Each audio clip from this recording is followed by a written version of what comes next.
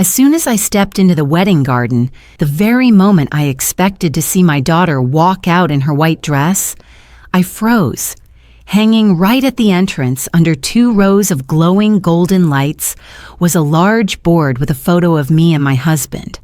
Underneath, in bold letters sharp as a blade, it read, "Do not let these 2 people in, by order of the bride." I stood motionless while my husband, Mark, went red, then pale. Guests glanced at us with puzzled looks, but they didn't know one thing. This entire wedding was secretly paid for with my own money, and they also didn't know that just a few hours later, I would destroy this ceremony in a way no one could ever imagine. If you're still listening, tell me where you're watching from. Every comment you leave is another mark in this journey. And if this story has touched you, don't forget to hit like so it can reach even further. My name is Evelyn Carter, 61 years old, living in a quiet town in Ohio. I never thought my life would lead to a day like this, standing at the entrance of my own daughter's wedding, treated like a stranger, even forbidden to step inside. That feeling didn't even resemble sadness anymore. It felt like someone had ripped my heart out, placed it on a scale, and declared that I wasn't worth a single cent in my daughter's eyes. We had driven more than 3 hours to get there. Mark prepared a small speech, folded neatly and tucked into his suit pocket. I had spent the entire night before wrapping a little wedding gift, a white lace handkerchief my mother left me, a family heirloom. I wanted to give it to my daughter on the most important morning of her life. Every small hope vanished the moment I saw that wretched photo. I turned to Mark. His eyes trembled in a way I had never seen. We'd been married for more than 40 years. I'd seen him angry, exhausted, defeated, but never hurt the way he was at that moment. "Evelyn, what is this?" he whispered, his voice breaking. I couldn't answer. I just stood there, my head spinning, my legs glued to the ground. A young hotel attendant walked toward us, his face full of worry. I'm really sorry. I was instructed that if the 2 of you showed up, we can't let you in. This is a direct order from the bride. I bit my lip until I tasted blood. The bride he referred to was Madeline Carter, my only child. The daughter I once held through long, feverish nights. The daughter I worked 2 shifts to pay for through college. The daughter I thought would hug me tightly on her wedding day. No, she chose to hang my picture outside the venue like I was a wanted criminal. Guests passing by glanced at us, some avoiding eye contact, others staring out of curiosity. I felt like I was standing in the middle of a public square, being stoned by the very person I raised. I squeezed Mark's hand. "Let's go," I whispered, my voice hoarse. He nodded. Neither of us said another word. We quietly turned away, each step heavier than the last. Every step felt like another cut to my heart. I heard the wedding music drifting from afar. The gentle violin sounded as if it were mocking my humiliation. When we reached the parking lot, I couldn't hold myself up anymore. I stopped, leaning against the car door, trying to breathe so I wouldn't collapse right there. I didn't want Mark to have to catch me like someone whose bones had just been shattered. "Evelyn, are you all right?" Mark asked, his voice trembling with worry. I pressed my lips together. "Mark, I really don't understand. Why would she do this? Why today, of all days?" He looked at me and shook his head. "I don't know, but standing here won't change anything. Let's go back to the hotel." We got into the car. Mark started the engine, but his hands were shaking. I placed my hand over his, searching for any warmth left in this moment of devastation. As the car rolled away from the dazzling wedding garden, I looked through the window. Everything behind us still looked beautiful, perfect, while inside, My heart had shattered into 1,000 pieces. On the way back to the hotel, I tried to stay calm, but tears streamed down my face. Images of Madeline as a child replayed over and over, her messy blonde hair on school mornings, her bright laugh running across the yard, the tight hug she gave me the first time she earned an A. I once believed those sacrifices would be the bond between mother and daughter. But maybe I was wrong.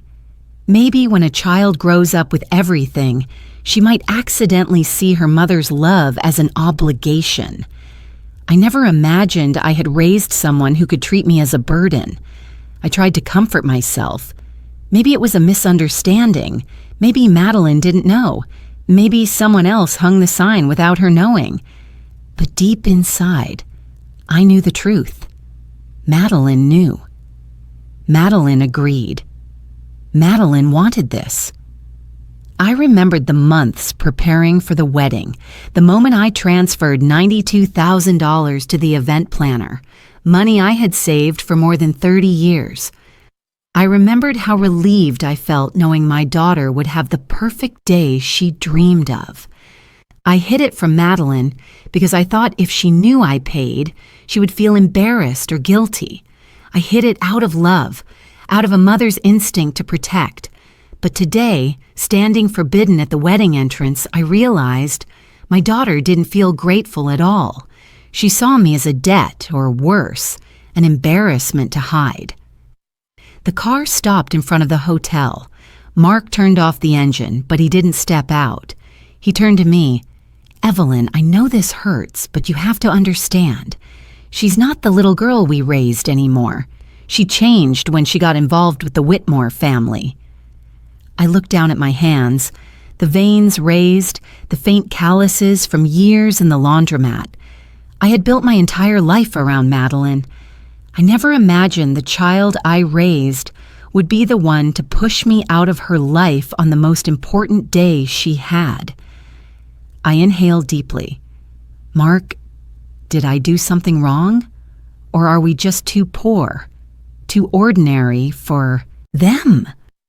Mark placed his warm hand on my shoulder. "No, Evelyn, we didn't do anything wrong, but sometimes being endlessly kind makes others think they have the right to walk all over you."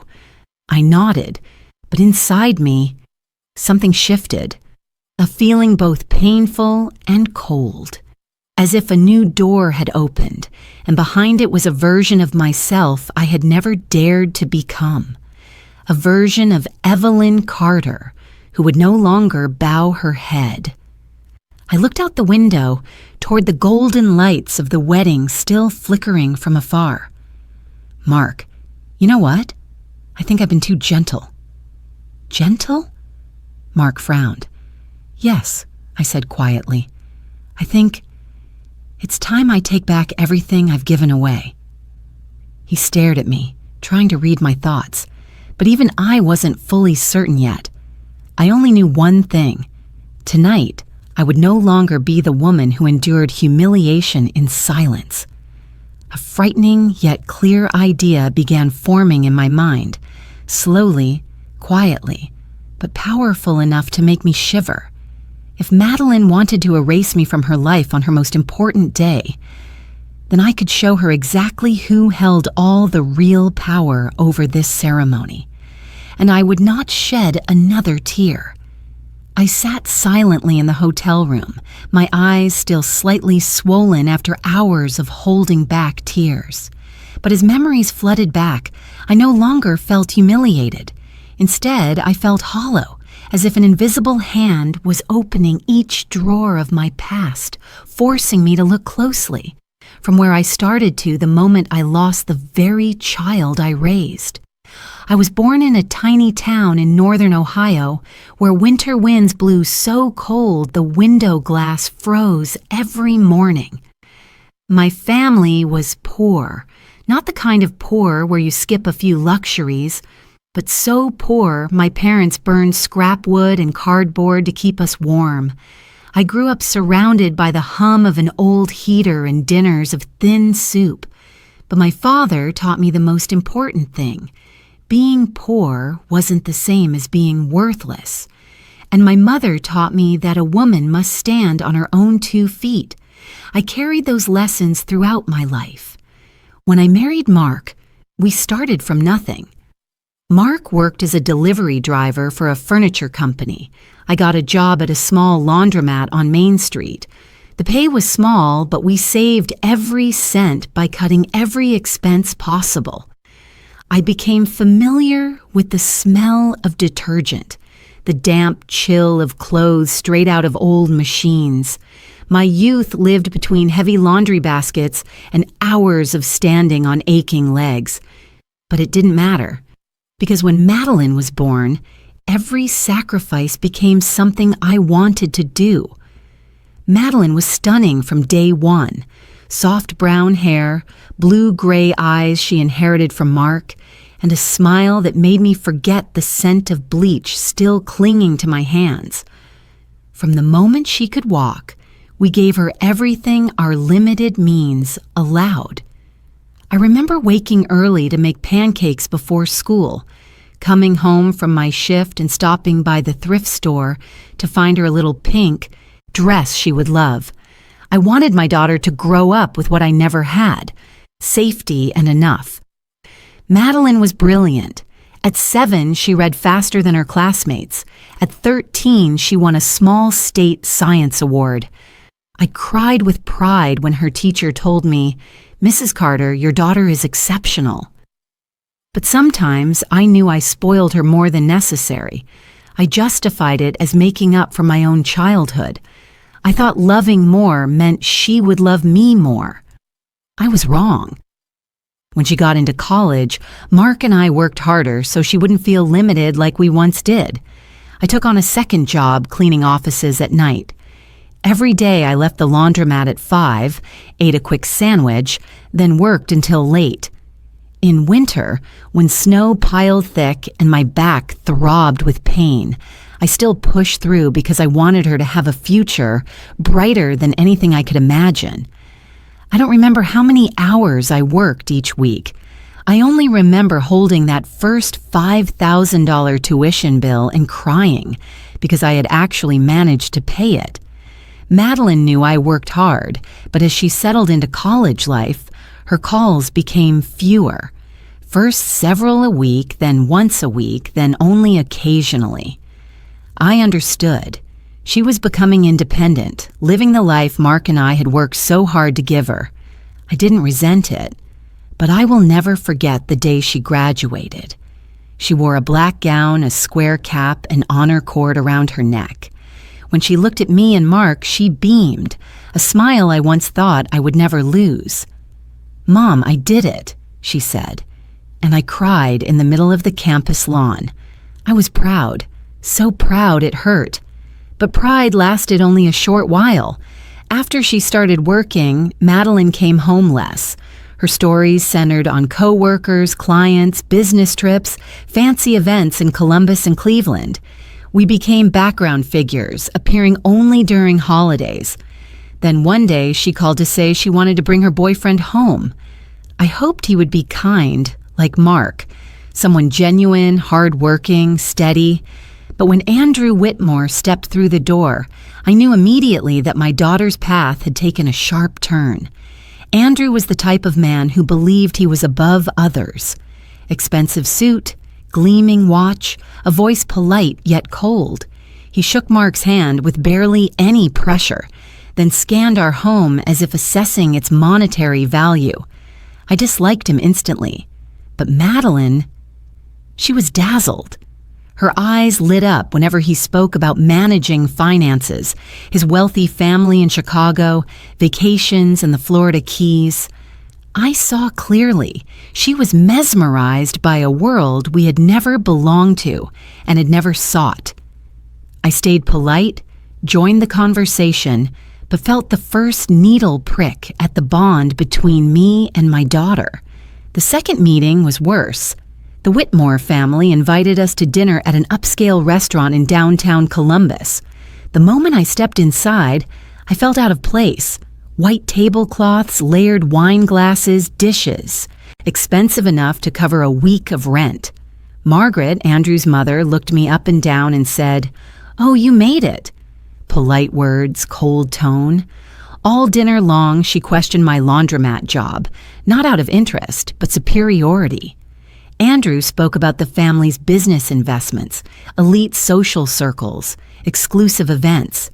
Every sentence implied that Madeline was moving up into a world far above us.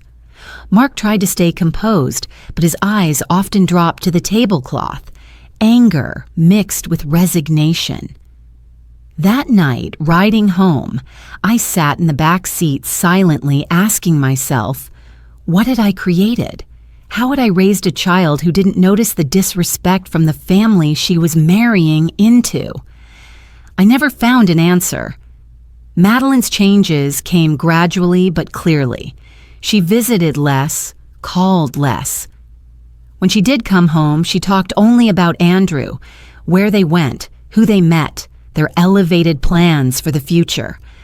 Not once did she ask if I was still working 2 jobs, or how my health was, or if Mark was doing all right. The distance grew, and for the first time in my motherhood, I feared losing my daughter. The turning point came when Madeline announced Andrew had proposed. I wanted to be happy, but her smile wasn't the smile I used to know. It was the smile of someone stepping into a life where we were merely shadows behind her. That was the first small crack in my heart, a crack that the sign at the wedding entrance shattered entirely. I sat on the hotel bed holding the lace handkerchief, asking myself, how did I raise her for her to remove me from her life in the most brutal way? But that question had no time for answers, because a harsher truth settled in. Today was merely the result of a long chain of hurts. Hurts I had ignored because I kept telling myself my daughter still loved me the way she once did.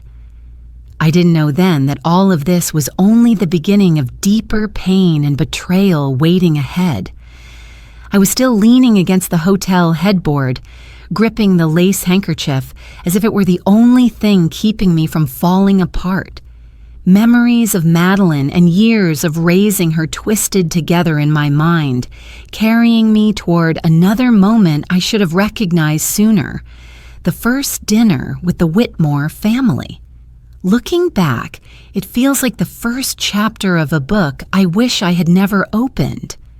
That afternoon, I woke earlier than usual to clean the house. I wanted our small home to look warm and tidy. I baked apple pie, Madeline's childhood favorite, thinking it might make her feel like she was coming back to the home she grew up in. I polished the wooden dining table and placed a vase of white daisies in the center. Mark went to the grocery store for extra drinks, nervously asking me, should I wear the blue shirt or the white one? I laughed and said, either one, Mark. They're coming to meet us, not interview us. He chuckled softly, but I knew he was anxious. Both of us wanted to make a good impression on the man our daughter had chosen. When the doorbell rang, my heart pounded as if I were preparing for an important ceremony. Madeline walked in first, her hair softly curled, her face glowing. She gave me a quick hug, then stepped aside to introduce Andrew. Andrew wore a charcoal shirt under an expensive blazer, and his shoes were so shiny I could have seen my reflection in them. He smiled and extended his hand, but his eyes swept across my living room as if he were checking the value of every item. I had never liked that look. It wasn't the look of someone curious or wanting to know his future wife's family. It was the look of someone appraising merchandise. Wonderful. Thank you for having me, Andrew said, his voice polite, crisp, and a bit too perfectly measured. I invited them to sit and brought out the apple pie. Madeline took a bite and smiled, a rare smile I hadn't seen on her in a long time. But Andrew only tasted a small piece and said, "Oh, very homey."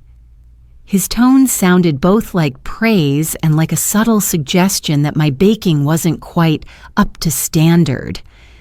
Mark glanced at me, and I just smiled as if I hadn't heard anything. But the moment I went into the kitchen to pour tea, I heard Andrew whisper to Madeline, "Too sweet. You know I don't like old-fashioned baked goods." Madeline let out a soft laugh. "Mom's been making it like that forever." I stood there behind the kitchen door for a few seconds, feeling the air around me disappear. But I walked out again, keeping my smile, convincing myself I was being oversensitive. It was the first meeting, I reminded myself, and I wanted to believe Andrew was simply a little snobbish, not a bad person. I was wrong. A week later, Andrew's family invited us to dinner at an upscale restaurant in downtown Columbus. I had already felt uneasy when Madeline called earlier and said, "Mom, just wear something comfortable." That sentence made me anxious. Her idea of comfortable was nothing like what comfortable meant for me. I chose a simple navy dress Mark had given me for our anniversary. It wasn't brand name, but it was clean, lovely, and appropriate. Mark wore the blue shirt I had picked for him last time. We walked into the restaurant. Warm, dim lighting, soft violin music, the faint scent of wine drifting through the air. I felt like I was stepping into a world that wasn't meant for me. The Whitmore family was already seated. Margaret, Andrew's mother, looked up and scanned me from head to toe. Her gaze lingered slightly too long on my shoes, then moved to Mark, then to the inexpensive handbag I was holding. "Oh," she said, lips curving faintly. "Very simple." I heard her clearly. Everyone did. But Mark gave a polite smile, and I tried not to let the heat of embarrassment rise up my cheeks. Dinner began with questions disguised as small talk, but laced with condescension. Margaret asked what I did for a living. I answered honestly. I worked at a small laundromat near our home. She raised an eyebrow. "Ah, that must be quite tiring." I knew that tone. People used it when they didn't want to openly admit they looked down on your job. Then she turned to Mark. She asked whether a delivery driver's salary was sufficient. The question carried no kindness at all, and I saw Mark's back stiffen and his hand tighten around the napkin. Meanwhile, Andrew talked about his family, about their investment companies, about parties in Chicago, about real estate projects I couldn't even understand. Every word he said felt like a reminder of the distance between their world and ours. Margaret looked at Madeline with calculated pride. "She's so smart, so beautiful. She deserves a better future, don't you think?" I knew exactly what she meant by a better future, and I knew she said it deliberately in front of me. But I stayed silent. I didn't want to make Madeline uncomfortable. Mark, unlike me, couldn't hide his emotions well. He kept glancing at me, his eyes filled with frustration and helplessness. But he restrained himself. For Madeline. For what was supposed to be a beautiful evening. A little later, Andrew took Madeline's hand, kissed the back of it, and announced, "I've proposed to Madeline. My family will take care of the entire wedding. We want a ceremony that matches our standards." Madeline nearly teared up with joy. I felt my heart beat slow, not because I wasn't happy for her, but because something inside me suddenly sharpened. Something was wrong. I couldn't explain it. It felt like a cold draft down my spine, like an alarm quietly going off in the back of my mind. I looked at the Whitmores, the perfect smiles, the arrogant eyes, the polished words, and I knew nothing here was genuine. Not the promises, not the generosity, not the welcome they pretended to give Madeline. And it didn't take long for that intuition to prove itself in the cruelest way possible. The days after the dinner in Columbus, the uneasiness stayed with me. It wasn't a sudden blow like lightning. It was a slow, creeping fog settling into every corner of my thoughts. I tried to deny it, telling myself my daughter was simply growing up, stepping into a world I wasn't familiar with. But then, one afternoon, Madeline came to my house. And the moment she spoke, I knew the change wasn't small anymore. I had just finished my shift at the laundromat, my hand still carrying a faint scent of detergent. Madeline walked in, dressed neatly as if she had just left an important office meeting. I invited her to sit in the kitchen, where I had prepared 2 cups of mint tea, our old habit whenever she visited. But this time, she didn't look at the tea, didn't ask if I was tired. She only leaned against the counter, crossing her arms as if she were preparing for a negotiation rather than talking to her mother. "Mom," she began, her voice light as if hiding something, "Andrew's family has decided they'll cover the entire wedding cost." I forced myself to stay calm. "Oh, I see. Yes, so you and Dad don't need to worry about anything." She said it with a relieved expression, as if she had just dropped a burden she'd been carrying. But that relief pierced me. Since when had our lack of wealth become something that embarrassed her? I nodded and smiled. "If that's what you want, I won't object." Madeline hugged me briefly, then left almost immediately. When the door shut behind her, the house felt strangely cold. I stood still for a long moment, a nameless weight pressing on my chest. Something wasn't right.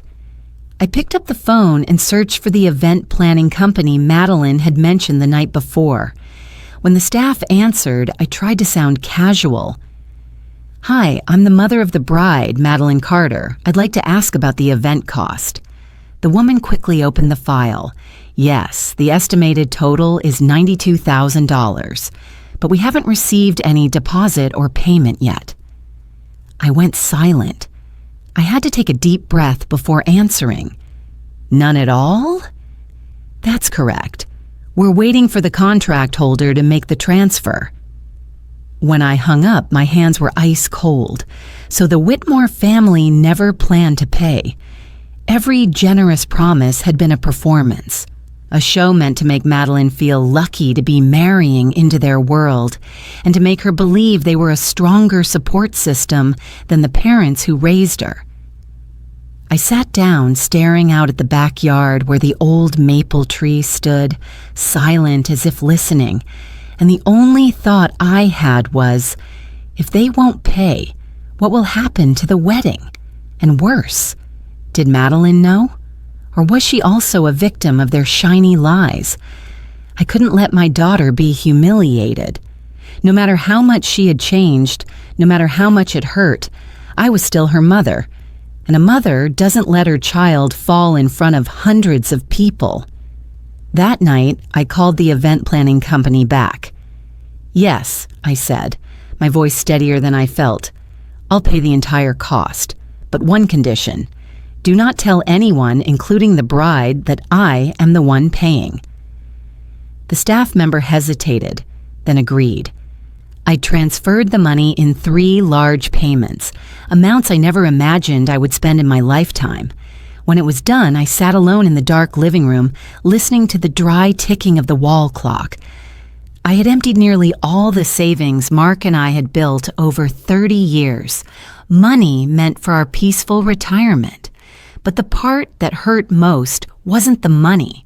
It was knowing that if Andrew or the Whitmores claimed later that they paid for everything, Madeline would believe them immediately without asking me a single question. In the following days, whenever Madeline called, not to check on me, but to gush about how generous Andrew's family was, my heart shrank a little more. I heard her pride in things I knew were lies. I smiled through the phone, hiding the hollow ache inside. I wanted to tell her the truth, but every time I tried, I imagined her face, bright eyes, confident voice, blind trust in the Whitmore family. I feared she'd think I was jealous, or worse, that I wanted to sabotage her wedding, so I stayed silent. I told myself her happiness was enough, that she would eventually understand my love. But as time passed, she called less. Messages became shorter. "I'm busy, Mom," or "Don't worry, I've got everything handled." I felt myself being pushed out of the very life I had built for her. Stories of the Whitmores filled the space between us. She dined with them, traveled with them, attended their exclusive parties, never once inviting me. Every photo she posted made me disappear a little more. I realized then it wasn't that their world was too big. It was that they wanted mine to become too small for her to see. One morning, while I was folding clothes at the laundromat, Mark called. Madeline had texted that she couldn't come for dinner that weekend. She had a business networking event with Andrew's family. I only said, "It's okay, don't be upset." But inside, memories of raising her scattered like fallen leaves in a storm. Distance doesn't come in one day. It arrives from many quiet moments. Moments when I convinced myself everything was fine. Moments when I ignored hurtful words. Moments when I believed motherly love was a wall that could never collapse. But the wall had already fallen, and I stood among the rubble, not knowing how to make my daughter see me the way she once did. I didn't know then that everything I had endured was only the beginning of something far more painful and far more cruel, something that would lead to the moment I was humiliated at her wedding entrance, and then to the moment I decided to reclaim the power I had given away for so many years. I remember that afternoon vividly. Gray skies, heavy clouds, hanging low over Ohio like a warning. I stood in front of Madeline's apartment door for a long time before pressing the bell, not because I was afraid of being turned away, but because I feared hearing something that would hurt even more than what I had already suffered. But I knew I had to go. I had to talk. I had to understand what was happening to the daughter I had spent my entire life protecting. I inhaled deeply and rang the bell. The door opened within 3 seconds, and instead of Madeline, it was Andrew standing there. He wore a white shirt buttoned to the collar, holding his phone like whatever conversation he'd been having was more important than anything else. When he saw me, his eyebrows tightened. Just slightly, but enough for me to understand I was not a welcome sight. "Ah, Mrs. Carter." He glanced at his watch. "Madeline didn't say you were coming today." I forced politeness into my voice. "I just want to talk to her for a moment. Just a few minutes." Andrew stepped aside, though stiffly, as if he were letting in a delivery person rather than his future mother-in-law. I walked in, trying to smile, though the coldness in that beautifully decorated apartment made me shiver. It was elegant and perfectly arranged, but missing something I couldn't name. Warmth, soul, life. Madeline came out of the bedroom holding a thick clipboard. Her hair was pulled into a high ponytail, and she wore a sleek, smart band on her wrist. She looked at me, hesitated for a second, then said, slightly rushed, "Mom, I'm getting ready for a meeting with the wedding planner. What do you need?" A simple question, but not a hint of joy at seeing me. I forced a bright expression. "I just wanted to check if you needed any help. The wedding is coming soon." Madeline sighed. "Andrew's family is handling everything. You really don't need to worry." The way she stressed the word "they" made me pause. Still, I swallowed it down, trying to keep my voice steady. "What about our seating for the ceremony? No one from the planning team has contacted me, so I just want to be sure." Madeline glanced at Andrew as if seeking permission. Andrew shrugged, then answered for her. "There are many important guests from my family, so your table will be a standard one in the middle section. It can't be near the stage." I looked at them. 3 seconds passed, long enough to age someone. I turned to Madeline. You decided that? Madeline reluctantly nodded. Mom, there will be business people, Dad Andrew's friends. You understand, right? You and Dad still get a nice table, just not the main one. I once thought I was strong, but hearing that felt like a stone dropping onto my chest, not because of the seating, because for the first time, my daughter saw me as someone outside her life. I tried to keep my voice from shaking. And the tradition of your father walking you down the aisle? Madeline looked at Andrew again. That single glance told me everything. My daughter was no longer someone who would speak for herself. She was waiting for him to speak for her. Andrew cleared his throat. We're not doing that old giving the bride away tradition. Madeline will walk in alone. She's independent. It's modern. Madeline gave a small, awkward smile. You understand, right? I don't want to look like a traditional bride. The word traditional felt like a cold blade pressing into my chest. All those years I held on to traditions, family dinners, holidays, little routines that shaped Madeline's childhood, now dismissed as outdated burdens. I stared at my daughter, the same child who once ran through our backyard as Mark and I chased after her, the child who clung to me during nightmares, the child who cried when classmates teased her. And there she was, telling me. Everything I represented was an embarrassment. Why, Madeline? I asked softly. Why don't you want your father and me near you on your wedding day?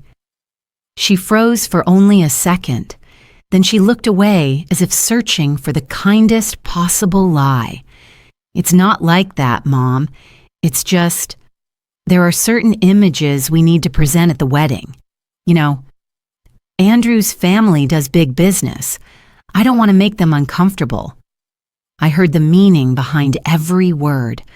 I understood that we, Mark and I, did not fit the image my daughter wanted to display. I took a deep breath. Let me ask you one thing, Madeline. Do you still see your father and me as family? Madeline grew uneasy and turned away. Andrew stood right behind her, his hand resting on her shoulder, as if both comforting her and asserting control. Mom, don't make this a big deal, Madeline said. I'm very busy. Busy. One simple word, yet it drew a clear line between us. I found myself standing in my own daughter's apartment, feeling like every decoration and every color on the walls whispered the same message. You don't belong here anymore. I nodded. I understand. I turned around. Andrew didn't walk me out, and Madeline didn't follow. When the door closed behind me, I stood in the cold, bright hallway, my hands trembling, and then I cried. Not the angry, heaving kind of cry. It was the cry of someone stripped of the most sacred place she'd ever held in life, the place of being a mother. I cried so hard I didn't hear the elevator open. Mark was waiting for me in the car. When I got in, he saw my swollen eyes and didn't ask anything.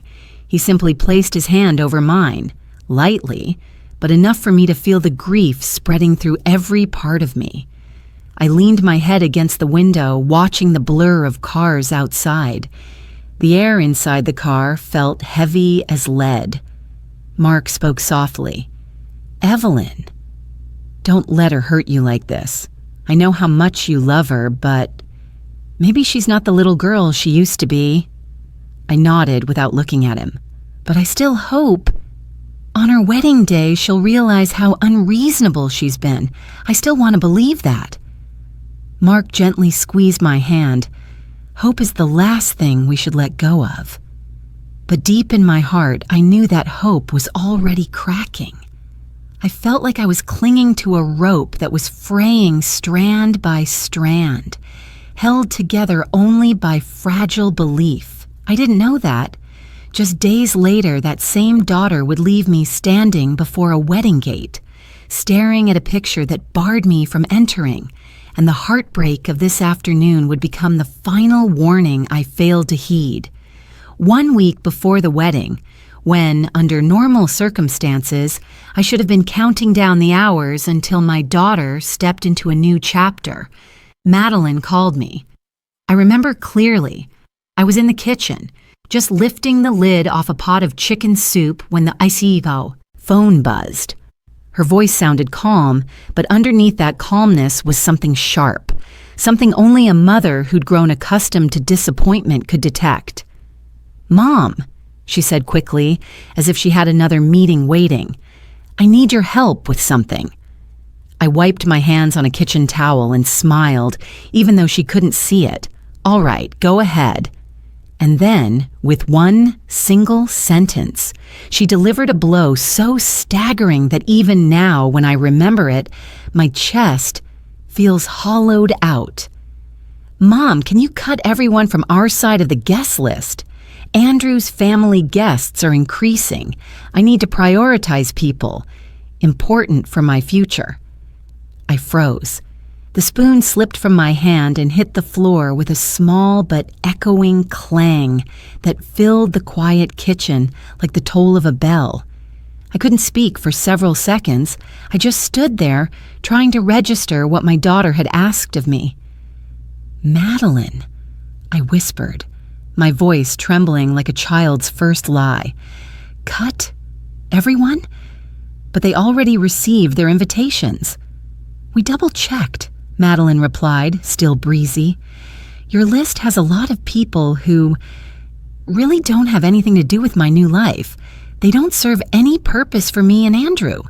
It felt like a slap across my face, not because she wanted to cut guests, but because of how she spoke about the very people who had helped me raise her through the hardest years, the ones who brought over cans of soup when money was tight, who babysat her when I worked double shifts, who treated her like family though we shared no blood. "You're saying they don't serve any purpose for your future?" I managed to ask, though my throat felt like it was blocked with stone. Madeline sighed as if I was the difficult one. "Mom, don't make this heavy. It's my wedding. I want everything perfect. Andrew's family has a lot of important connections. You know that. I can't seat his father's business partners next to our relatives from Dayton. It just wouldn't look right." My hand began to shake. "But they're our family, sweetheart." Madeline went silent for a few seconds. Then she dropped the sentence that shoved me off the cliff. "Family has limits too, Mom. You understand that." No, I did not understand. I had always believed sacrifice was the language of motherhood, that if I loved her enough, she would know. But in that moment, I realized some children, when placed under glittering lights, forget the warm lamps that once kept them safe. Madeline continued, brisk and decisive. "Please notify everyone. Just tell them there's a seating issue. Make it sound polite for me." I leaned against the counter because without it, I might have collapsed. I couldn't believe this was the same little girl who once clung to my leg and cried when another child refused to share a toy. "All right," I whispered. "I'll take care of it." There was no "thank you," no hesitation, just a quick, "Good, I'm busy, Mom." And then the line went dead. I looked around the kitchen, the towel, the chicken soup, the spoon on the floor. Everything seemed familiar, yet I no longer recognized myself. That night, I called each relative, my cousin, my 2 nieces, my elderly aunt in Cincinnati, Uncle Harold's family, people who had never once missed any milestone in our lives. And each time I had to repeat the lie, "Oh, it's just a seating issue. We have to cut back. Please understand." Every voice on the other end carried disappointment softened by kindness. "It's all right, Evelyn, as long as she's happy." I bit my lip until I tasted blood just to stop myself from crying on the phone. When I hung up after the last call, I couldn't hold back any longer. I set the phone down and let the tears fall. Not just tears of hurt, but of betrayal over how my daughter had trampled every value that once held our family together. Mark heard me crying and rushed in from the living room. He held me without asking because he already knew. He had seen the distance growing every day. I pressed my face into his shoulder, my voice breaking. "Mark, she said our family doesn't serve any purpose for her future." Mark closed his eyes, his hands gripping my shoulders. "Evelyn, I'm sorry. I know you're hurting, but you don't deserve this. You don't." I shook my head, tears falling on his shirt like ink stains. "What if we tell her the truth? You paid all $92,000. She wouldn't disrespect us like this if she knew," Mark said plainly. I stayed silent for a long time. Then I shook my head. "No, not now. If she finds out I paid, she'll shame herself in front of her new family. She'll think I did it to pressure her or out of jealousy. I don't want that." Mark looked at me, his eyes a mix of worry and heartbreak. "But if you keep letting her treat you like this..." I cut in softly. "On her wedding day, she'll see me there. She'll realize how wrong she's been. I believe that.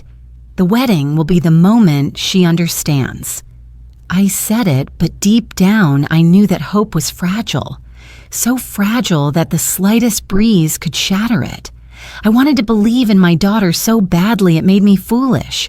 I wanted to think that somewhere inside her there was still room for me. That night I cried until I was exhausted, until my eyes burned. I fell asleep with that tiny, flickering hope that the wedding would mend what had been broken. But I was wrong. When the wedding day arrived, I fixed my silvering hair, put on the navy dress Mark loved most, and held the small gift I'd wrapped all week. I stepped out of the hotel with my heart full of hope. Hope that my daughter would see me, smile, and run to hug me like she used to. Instead, when Mark and I stepped up to the garden gate, under the soft glow of golden lights, a massive sign greeted us.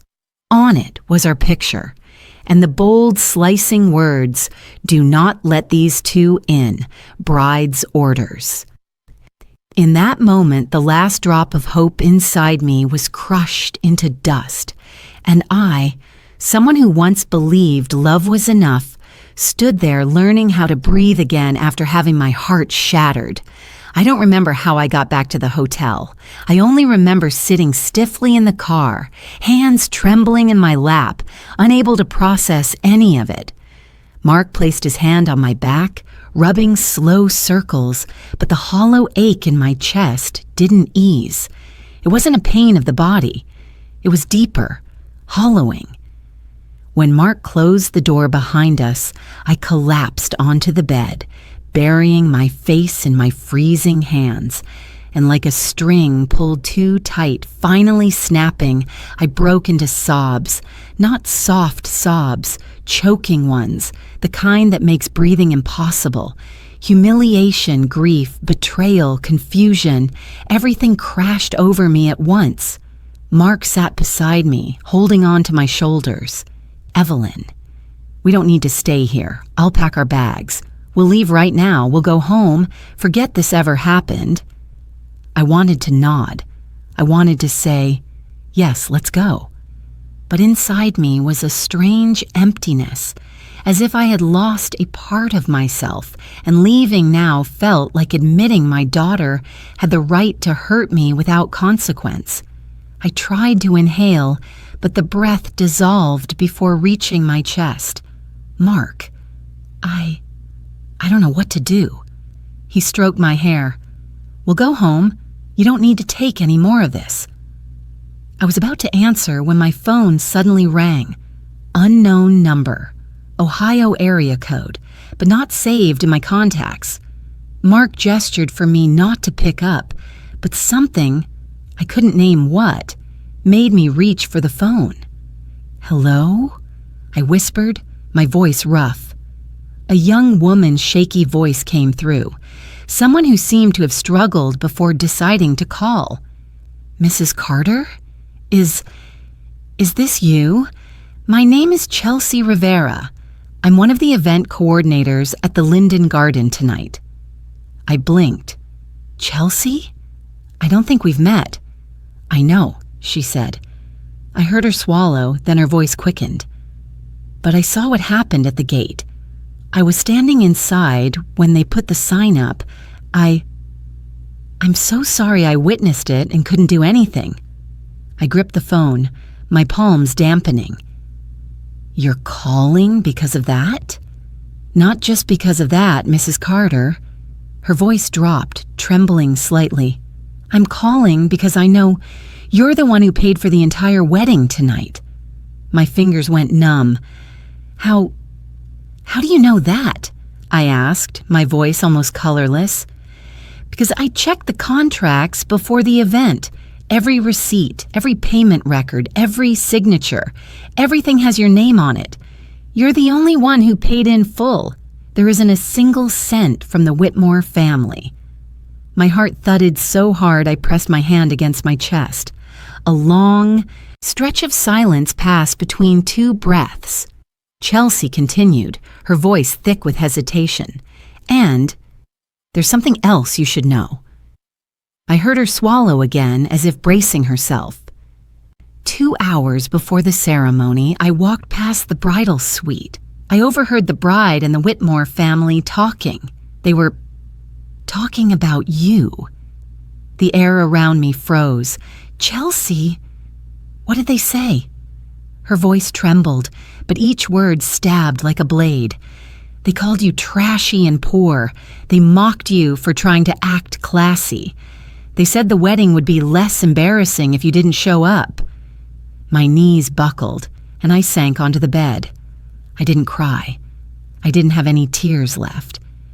Chelsea pressed on, her voice full of pity. "I saw the bride, Madeline, smile when they talked about the no entry sign. They said it would solve the problem once and for all." Mark heard enough to rush over and hold me, but I couldn't feel his warmth. I only heard Chelsea's voice, small but sharp as broken glass. "Mrs. Carter, I can't stay quiet, not when I know the truth. You have the right to cancel the entire event, all of it, because you paid for it, and you can do it at any moment tonight." I opened my eyes. The hotel room spun around me. I have that right?" I asked, sounding like a stranger to myself. "Yes, you're the contract holder. If you request the sound to stop, the lights to go off, the service to end, we have to obey immediately." For a moment, I heard nothing but the rush of blood in my ears, like waves hitting rock. And then, for the first time in my life, I felt something I had never allowed myself to feel. Power. Not the power of money, the power of truth, the power of justice, the power that comes when someone is pushed so low that standing back up becomes its own form of strength. "Mrs. Carter," Chelsea asked, "are you still there?" I placed a hand over my chest, because for the first time in months, my heart wasn't just aching, it was awakening. "Yes," I whispered, "I'm here." "Would you like me to send over the document confirming your right to terminate the event?" I looked at Mark. He was watching me as if asking, "Evelyn, what are you thinking?" But I couldn't answer him. Not yet. Not when a door inside me, one I had always kept locked, was opening wider with every second. Chelsea spoke again, her voice steady and sincere. "Mrs. Carter, I know you're a good person, but sometimes good people need protection from those who take advantage of their kindness." I inhaled slowly, and an idea, terrifying but perfectly logical, began to take shape in my mind, a thought that the version of me from a few years ago would have trembled at and pushed away immediately. But the version of me now? I had been pushed to the very edge. I had been humiliated in front of strangers. I had been stripped of my place as a mother by my own daughter. I had been trampled on by people who saw me as nothing but weeds in their lives. And now, when Chelsea spoke her final sentence, "You just have to say the word, one word," I understood that my kindness had been stepped on one time too many. I understood that some lessons can only be taught through silence, and some lessons can only be taught through action. And I, the gentle mother who had endured all her life, began to see with painful clarity the path I had to take next. No more trembling, no more weakness, only one decision, cold, rational, and entirely mine. After hanging up with Chelsea, I sat still for a long time, still enough to hear the hum of the air conditioner and the faint traffic far below. Mark sat beside me, his hand resting softly on my knee, like a thread keeping me attached to reality. But inside, I knew I had just crossed a line I could never return from. "Evelyn," Mark whispered, "what are you thinking?" I lifted my head and looked straight into his eyes. For the first time throughout this ordeal, I no longer said, "I don't know." "I'm thinking," I said slowly, "that it's time she understands that actions have consequences, not through words, through the one thing she's clinging to, this wedding." Mark was silent. He didn't rush to comfort me, nor did he try to dissuade me. He simply looked at me for a long time, then nodded, heavy, reluctant. "So, what are you planning to do?" I inhaled deeply and picked up my phone. My fingers still trembled slightly, but this time out of adrenaline, not fear. I opened the contact card Chelsea had sent. The hotel manager, Mr. Harris. I made the call. The phone rang a few times before a polite middle-aged man answered. "Good evening. This is Christopher Harris, manager at the Linden Garden. How may I help you?" "This is Evelyn Carter," I said plainly, "the person listed on all contracts for tonight's wedding. I need to confirm a few things." His tone shifted immediately, becoming more careful. "Yes, of course, Mrs. Carter. I have your file right here." I heard the shuffle of papers and the tapping of a keyboard. My heart beat steadily now, not fast, not erratic. For the first time, I felt myself speaking without bowing my head, without asking for permission. "I want to know," I said clearly, "whose name appears on every contract related to tonight's wedding, the venue, decor, catering, sound, and lighting." "Let me check," Mr. Harris replied. A few seconds later, he continued. "All contracts are under your name, Mrs. Carter. Every payment we received came from your account. There is no Whitmore name on any document." I closed my eyes for a brief moment. Hearing what I already knew, but from someone with authority, made it feel heavier, more final. "In that case," I continued, "legally, the person who has the right to cancel or stop all services during the event is me, correct?" A pause, then a quiet exhale. "Under contract principles, yes, Mrs. Carter.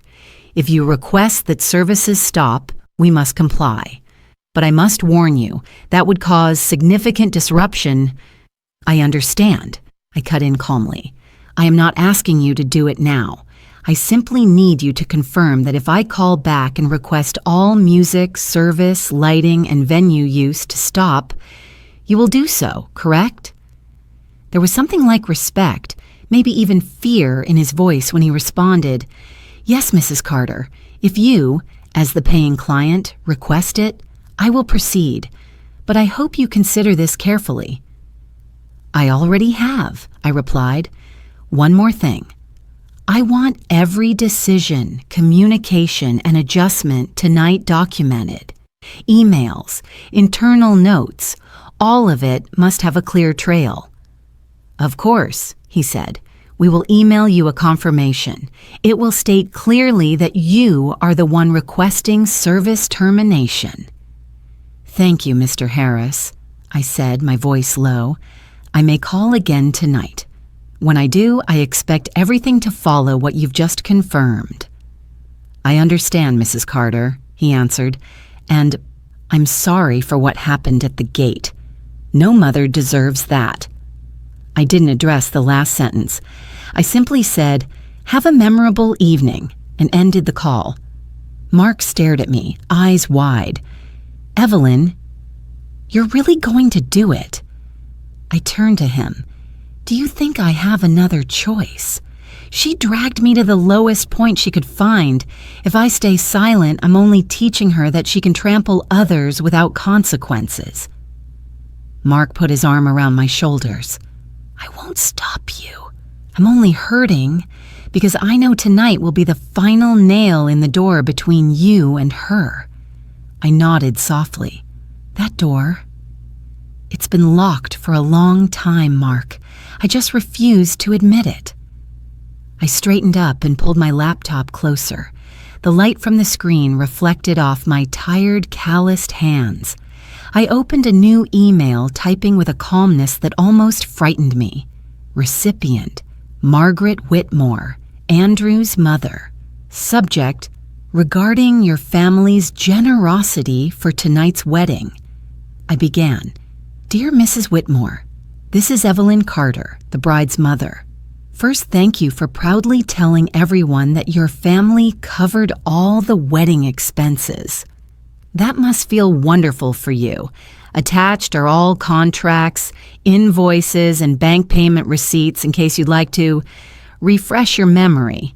In case it has escaped your attention, every dollar of the $92,000 spent on tonight's wedding was paid by me. Not you, not Andrew, not anyone named Whitmore. If you'd still like to boast about your family's generosity tonight, feel free to do so, with full understanding of the truth. Sincerely, Evelyn Carter." I attached everything: hotel invoices, transfer receipts, contracts bearing my signature, even the PDF bank statements I downloaded earlier, irrefutable. I didn't send it yet. I scheduled the email to send automatically at 8:30 p.m., just when everyone would be seated, the dinner service underway, and the Whitmores likely bragging loudly. I closed the laptop, then reopened it. There was still one more thing.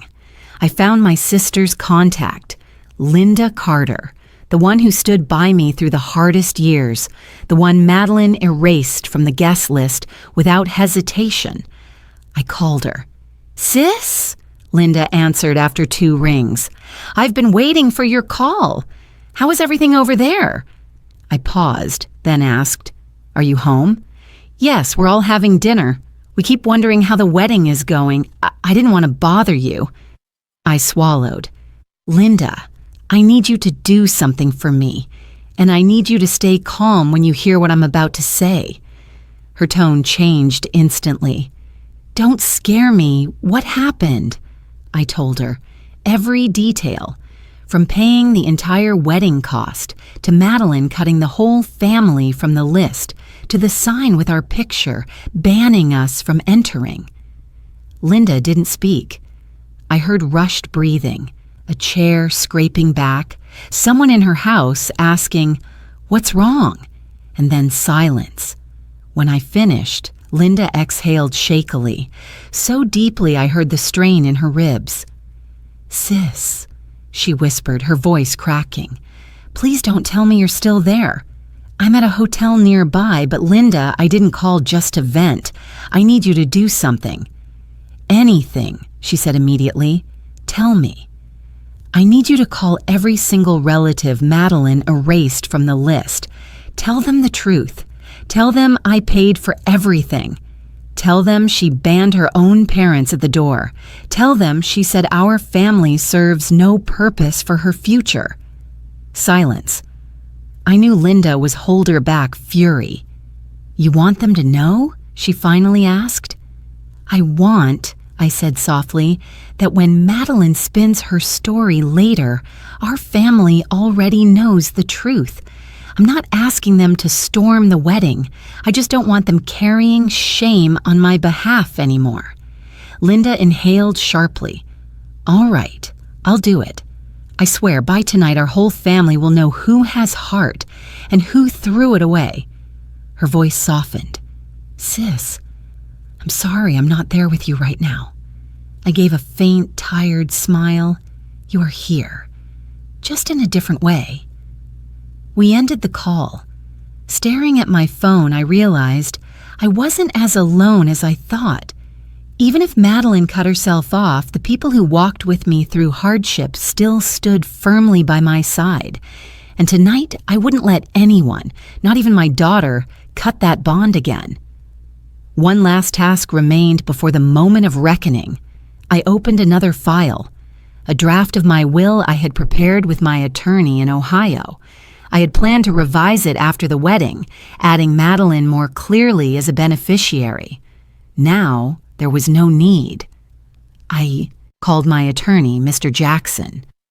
Evelyn, I thought you'd be at the wedding tonight, he said, surprised. I'm still here, I replied, but something has changed. I need to revise my will immediately, at least the draft and email confirmation before Monday. He shifted into professional tone quickly. All right, tell me what you'd like to update. I spoke firmly. I want Madeline Carter removed from all inheritance. The house, savings, life insurance, my small share in the laundromat, everything. I want it reassigned to Mark and then, if Mark passes before me, transferred to a charity fund supporting older women in hardship. He paused. Are you certain, Evelyn? This is a significant decision.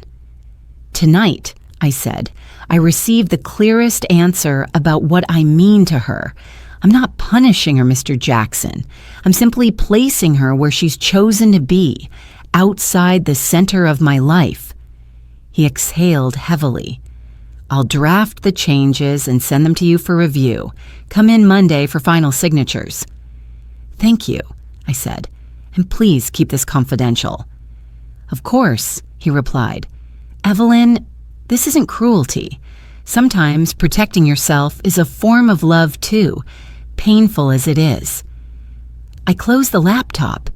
The hotel room felt like a temporary fortress, a place where I was gathering the scattered pieces of my dignity and rebuilding them into one final barrier. Mark had watched everything silently. He didn't interrupt, didn't protest. He sat at the edge of the bed, his hands clasped so tightly his knuckles were white. Mark, I turned to him, if I go through with this, will you resent me? He looked at me for a long moment. His tired eyes were sincere. I've watched you endure more than any woman I know. If tonight is the night you stand up for yourself, I will stand with you. I hurt for her, but I hurt for you far more. I rested my head on his shoulder. Tonight, Madeline's life will change. And so will ours, Mark murmured. In a way, we'll both be freed. I opened my laptop again, not to send more messages or make more calls. I went into my storage folder and gathered every piece of evidence: contracts, invoices, bank statements, screenshots of messages, the email confirmation with the hotel, the new will draft. I placed them all into one folder named Truth. I copied it onto a small silver USB drive I always kept in my purse, then uploaded a duplicate to a private email account meant only for backups. If one day I was no longer here, there would still be enough truth to silence any lies. When everything was finally in place, I looked at the clock. 7:50 p.m.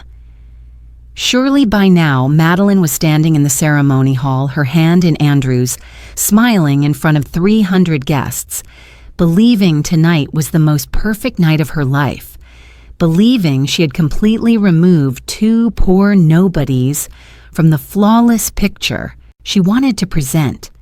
She didn't know, couldn't even imagine, that every light above her, every piece of music playing, every chair she and her groom sat on, all depended on one phone call from the mother whose photo she had just posted at the entrance with a ban. And tonight, I would make her understand something she had never learned in her entire life. No one can build their happiness on humiliating the person who gave birth to them and raised them without paying a price. I closed my eyes and took a deep breath. Then I opened them again, staring straight at my phone screen, where Mr. Harris's number still sat in my call history. I didn't call right away. I left a pause for myself to confirm one last time that this wasn't from impulse or anger. This was the decision of a woman pushed to her final limits, who had thought, endured, forgiven far too many times, and was now choosing to stand on her own side. When that pause ended, I knew it was time. I tightened my grip on the phone and waited for the perfect moment to destroy the wedding I had spent my entire life paying for, only to receive the rawest betrayal in return. Chelsea sent the update just as the clock struck 8:10. "They're all seated, Mrs. Carter. The appetizers will be brought out in a few minutes." Her voice was small but full of meaning. I understood. This was the exact right moment. I set the phone down for a moment. Mark was standing by the window, hands in his pockets, silently looking down at the dim parking lot. When I walked toward him, he turned, his eyes heavy but steady. "Evelyn, are you sure?" I didn't answer with words. I simply took his hand. That hand had guided me through so many hardships, but tonight it became the support I needed to walk into the most decisive moment of my life as a mother. I pressed the call button. Mr. Harris picked up immediately, as if he had been waiting for every second. "Mrs. Carter?" I drew a deep breath. "It's time." No questions, just one crisp reply. "Yes, ma'am. We'll proceed immediately." I set the phone down. Inside me, a strange emptiness spread. A feeling like closing a door that had been open for decades, a door I had never believed I would have the courage to shut. Only a few minutes later, my phone buzzed repeatedly. Chelsea texted, "The sound is off. Everyone is confused. The bride is looking around, panicking." I closed my eyes, imagining the scene inside the venue. The main hall of the Linden Garden, once glowing with warm golden lights, soft background music, elegant table settings, was now swallowed by sudden silence. More than 300 guests, business people, the Whitmore family's partners, friends, relatives from far away, all lifted their heads, looking around, not understanding what was happening. Some laughed, thinking it was part of a performance. Others whispered, irritation clearly on their faces. Then the second text arrived. "The decorative lights are off. Only the emergency lights are on. People are standing up, chaotic." I opened my eyes. Mark watched me, his face reflecting the dim light from my phone. "It started," I whispered. In my mind, I pictured the bright lights going out row by row. From the ceiling down the sides of the hall, the sparkling strings of lights, the ones Madeline had said must look cinematic, now nothing more than dark pieces of glass. Under the cold white glow of emergency lighting, everyone's panic was more visible. Unease seeped into every whisper. These guests, so used to polished, high-class events, were now looking at each other with confusion and irritation. Chelsea texted, "The staff have stopped service. They're all standing still on command. No appetizers are going out." I pictured the young waitstaff in their neat black and white uniforms, standing frozen like statues. No smiles, no polite bows, no champagne refills. And in a luxury wedding, that alone was a loud signal that something enormous was happening.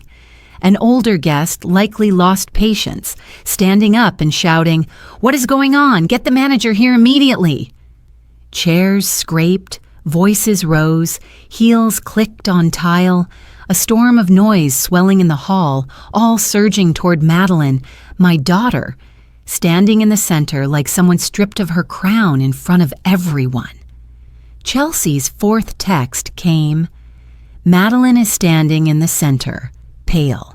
She's asking the staff who authorized this. No one is answering." I could imagine her face. The same daughter who once beamed with joy on her college graduation day, who once ran to hug me when she got her first job. Now trembling, eyes wide with terror. She didn't understand.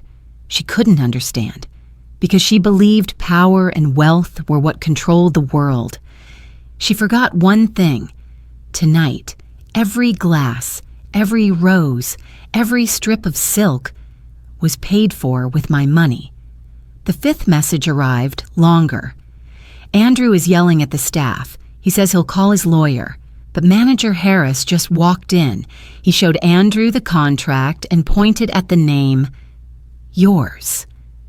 I stared at the screen, unusually calm. Some truths don't require shouting, just a signature. I pictured Andrew grabbing the contract, reading my name on every page, then perhaps looking around, searching for backup from his family. But the truth was too clear, too sharp, leaving no one able to save him from the humiliation spreading across the hall like spilled oil. Then Chelsea sent, "Mrs. Whitmore, she opened your email." I sat upright. My heart beat lightly but steadily, no twisting pain now.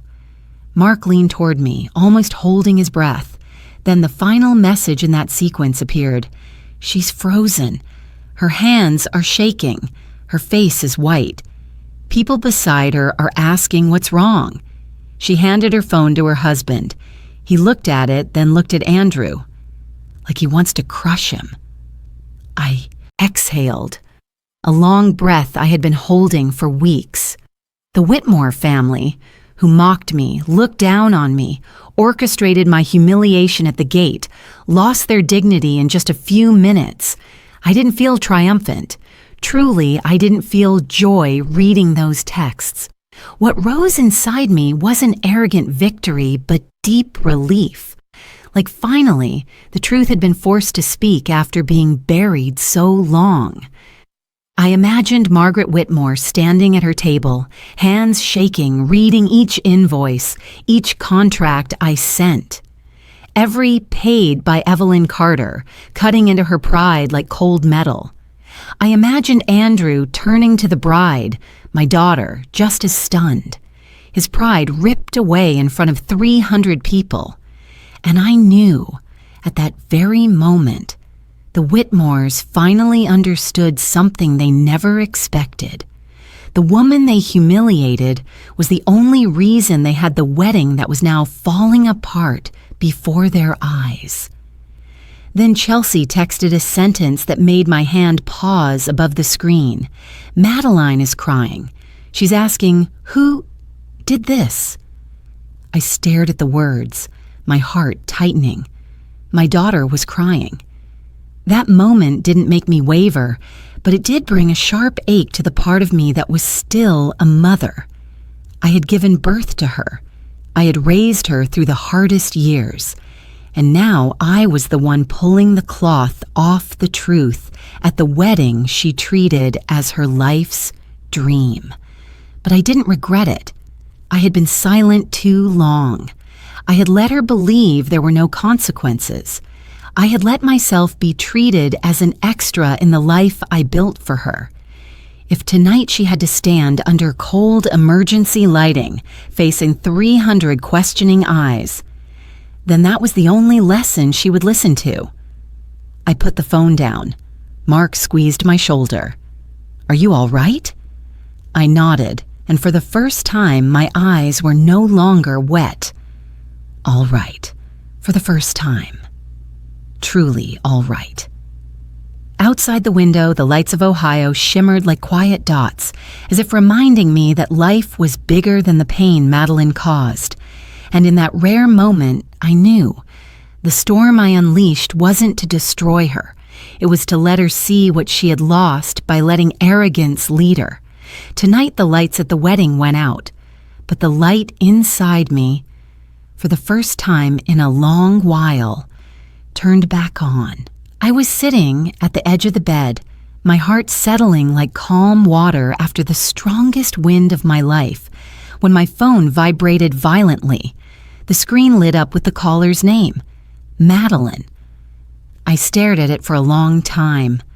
Mark stood behind me, his eyes gentle but sad, as if he knew exactly what I was about to face. When I pressed answer, I heard my daughter's ragged breaths, the chaotic noise behind her, people shouting, management being called, chairs scraping. Then Madeline burst into tears, sobbing, Mom, please help me." I closed my eyes, not from pain, but because I realized I had been waiting for this call, not out of satisfaction, but out of closure. "Madeline," I said, my voice strangely calm, "there's nothing to save." It was as if she had been struck in the chest. "What do you mean?" A minute ago, everything was normal. Then suddenly, the lights went off, the staff left, the email came. Everyone is looking at me like you lied to them, I said. Like you made up a story about your in-laws' generosity. Like you turned your own mother into a poor maid to be kept outside the gate. Madeline sniffled, her voice shrinking. "Mom, I didn't think it would end up like this. I just wanted everything to look perfect. The Whitmore family, they have very high standards, and I spoke softly, but not gently. You put their standards above your own family, above your parents, above the mother who kept you alive through the hardest years of your life." Silence, only her quiet sobbing. I continued, "Madeline, do you remember you told me to cut all our relatives because they did nothing for your future? You banned us from the ceremony area to preserve the image. You allowed them to hang a sign banning your own parents at the entrance." "No. Mom, you also said," I emphasized, "that you were ashamed people would know your mother once worked at a laundromat. Do you remember that?" Madeline's breath hitched, like she couldn't get air. I didn't mean to hurt you." "But you did," I said, "and you never apologized." Behind her voice, I heard someone yank the phone. Andrew's voice exploded, angry and arrogant. "What the hell do you think you're doing? You ruined our wedding, you—" "No," I cut in, my voice calm to the point of being cold. "I only turned off the things I paid for, the things your family took credit for without paying a single cent." "You're insane," Andrew yelled. "You'll pay for this. I'll sue you for causing serious damages." I laughed softly, a thin paper-like sound. It silenced him for several seconds. "Sue me?" I asked. "You're going to sue me because I turned off the sound, the lights, and the service at the wedding I paid for." "Do you want to review the contract, Andrew? My name is on every line. I paid every invoice. I have the right to stop everything at any moment. And," I spoke slowly, "I also have audio files of you bragging to your friends that your family paid for everything, that the bride's side is dirt poor." I heard Andrew choke up, then the sound of him muttering a curse. You will pay for this." "No," I said. "My daughter is the one who will pay, not me." Madeline grabbed the phone back, breathing hard like she had been running, her voice shaking violently. "Mom, please stop. I'm begging you." That plea, if it had been 2 weeks earlier, I might have burst into tears. But now I saw one very clear truth. She only begged when she was exposed, not when she did wrong. "Madeline," I said, my voice lowering, almost a whisper. Today, I did not ruin your wedding. You ruined it yourself. You belittled your parents. You deceived your guests. You built your dream on humiliating the people who raised you, and you thought you would never have to pay for it. Mom, please. Don't say that. This, I said, is a lesson about consequences. You can hate me for the rest of your life, but you will never forget tonight. Behind her, I heard hundreds of guests murmuring, people calling for staff, Mrs. Whitmore raising her voice at someone, Andrew slamming his hand on a table. Everything, like the distant echo of a world I had just stepped out of and had no intention of returning to. Madeline sobbed so hard she could barely form words. I need you. Right now, I don't know what to do. You did not need me, I said. When you erased me from your life, when you hung that sign, when you were ashamed of where you came from, so now you must stand on your own feet. Mom, I closed my eyes and said the final sentence I knew would carve itself into this night like a cut. I cannot save someone who does not want to save herself. I lowered the phone from my ear. Mom! Her voice cracked with panic. Don't hang up. I'm begging you. I didn't let her finish. I pressed the end call button. The screen returned to silence. But I didn't stop there. I opened settings and blocked all calls and messages from Madeline, from Andrew, and from the entire Whitmore family. When I set the phone down, I felt Mark place his hand on my back. He didn't say anything. He just squeezed my shoulder. A squeeze strong enough to tell me I wasn't alone. That night, for the first time in many years, I pulled the blanket over myself and laid my head on the pillow without feeling my heart sink. I didn't toss and turn, replaying painful words in my head. I didn't think about the sign at the gate. I didn't think about Madeline's face. I didn't think about the chaos at the party. I only thought one thing. At last, I had stepped out of the cycle of endurance that once felt endless, and I slept. A deep, peaceful sleep, without dreams, without heaviness. The best sleep I had had in many years. 6 months passed since that night the lights went out. A night I still remember in every detail, not because of pain, but because it marked the moment I walked out of a life I had trapped myself in for far too long. Time didn't blur the memory. Instead, it revealed the truth of everything, especially of people. Rumors about the failed wedding spread faster than anything I had ever seen. In the first weeks, a local paper even ran a mocking piece about a luxurious wedding plunged into darkness, though they didn't know half the truth behind it. Guests traded stories in half-whispered loops, and the Whitmore name, once their badge of honor, started being spoken with disdain. In the local business community, their reputation nearly collapsed. The gossip circled around how they borrowed prestige, showed off, and lived off someone else's money. Andrew's mother, Margaret, who once walked into every event with the arrogance of someone who owned the room, now appeared far less often. And when she did, people said she bowed her head more than she lifted it. I didn't feel triumphant hearing any of this. Every downfall has its own cost, and I never wished for others to pay just so I could be happy. But I understood that some lessons in life are only learned through loss. As for Madeline and Andrew, they were still married. The wedding became a joke, but the marriage license was still valid. Yet their lives were nothing like the luxury they once imagined. The Whitmore family cut off all financial support, blaming the wedding scandal for embarrassing them. Andrew lost some key partners. With his reputation stained, he walked into meetings with a much lower posture than before. No one said it outright, but they understood. A man who cannot stand on his own will never earn real respect. Madeline, from what I heard, struggled to keep even a sliver of her image in her husband's family. She had to start working earlier than she planned. She had to track expenses, measure every part of their budget. No more fancy dinners, no more expensive clothing, no more luxury weekend trips, and no more respect from the Whitmores.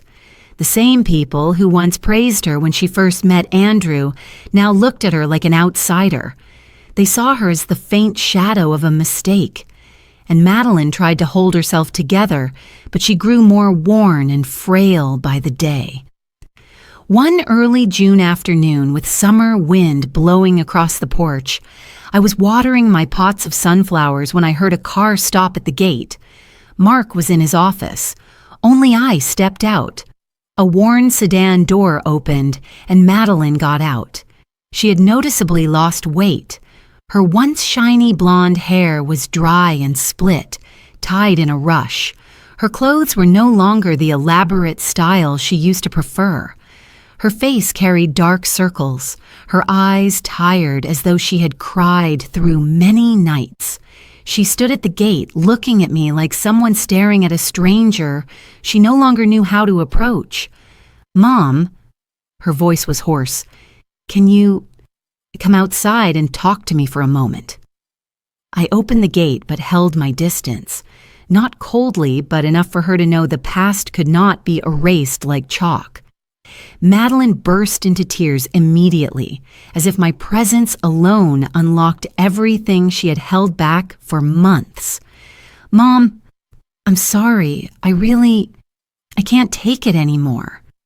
She fell to her knees right on the gravel path, burying her face in her hands.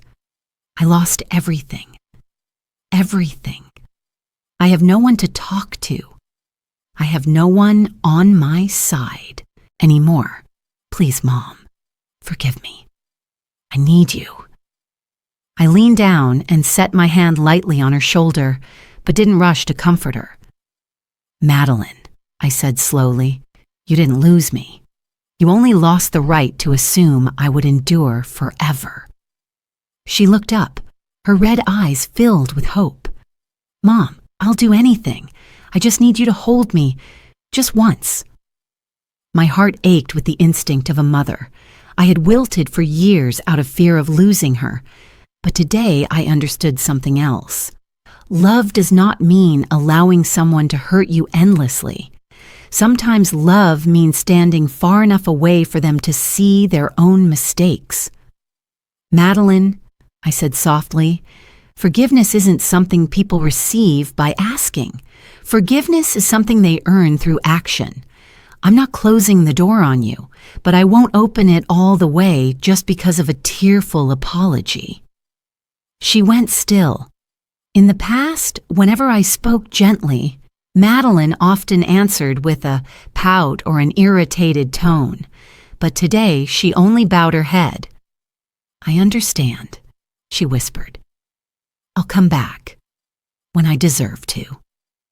She stood, wiped her tears with her sleeve, and as she walked away, her figure shrinking down the familiar road, she looked like a child realizing for the first time that the world did not revolve around her. 1 month after that, Mark and I sold the business. The laundromat that had been our family's livelihood for 30 years had become a symbol of the life I had stepped out of.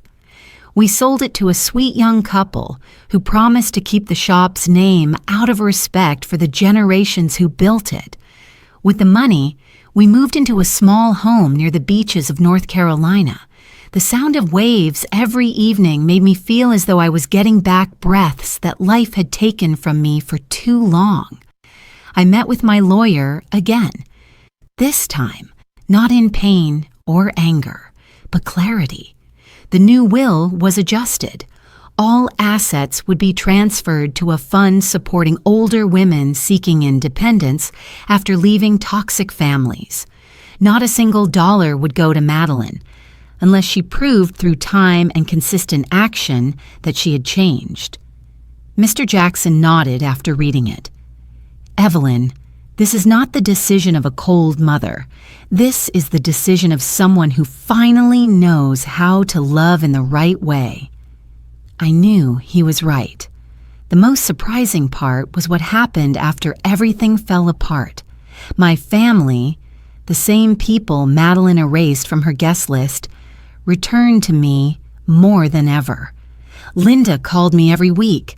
The little nieces and nephews sent hand-drawn letters of the ocean, asking when they could visit. Old friends stopped by, filling the house with laughter. And I realized that the people who truly loved me had never left. I had simply been blinded by the love I poured into a child who didn't value it. One evening, Mark and I sat on the porch, watching the sun sink into the sea, the deep orange fading into soft purple. Mark said, "Do you feel lighter now?" I nodded. Not just lighter, I feel free. For the first time in years. Free from expectations, free from the fear of losing my child, free from feeling I had to be endlessly good just to be loved, free to live the life I spent too many years building for others. And as the ocean breeze brushed past me, I closed my eyes and smiled, not because the past was beautiful, but because I knew I had stepped into the most beautiful part of my own life. From the porch overlooking the sea each evening, I realize life has moments that force us to look deeply at ourselves. I once believed that if I loved my child unconditionally, every wound could be forgiven. But love without respect is just a shackle wrapped in pretty paper. It makes us forget ourselves, shrink ourselves, sacrifice until we break, and still never be enough. I spent too many years living that way. Now looking back, I understand that leaving someone you love is not always the absence of love. Sometimes it is the only way to save yourself from drowning. It hurts, yes, but not every pain is bad. Some pain opens a door. And for me, that door was the night the wedding lights went out. Since the day Madeline came begging for forgiveness and then quietly left, I haven't received another call or message. But strangely, my heart no longer waits, no longer hopes for an explanation, no longer hopes for anything that might drag me back into the fragile woman I used to be. Some relationships can only heal when both sides try. If only one side looks back, apologizes, or repairs. That is not family. That is a spiral of exhaustion. I do not hate Madeline. Even though I close the door, my heart still hopes that someday, not through tears or apologies, but through long-term change and real actions, she will show me she's grown. But if that day never comes, I will not hurt anymore. I have already saved myself. Now every morning I walk along the beach, picking up a few shells still wet from the tide, listening to the waves like a lullaby from a new life.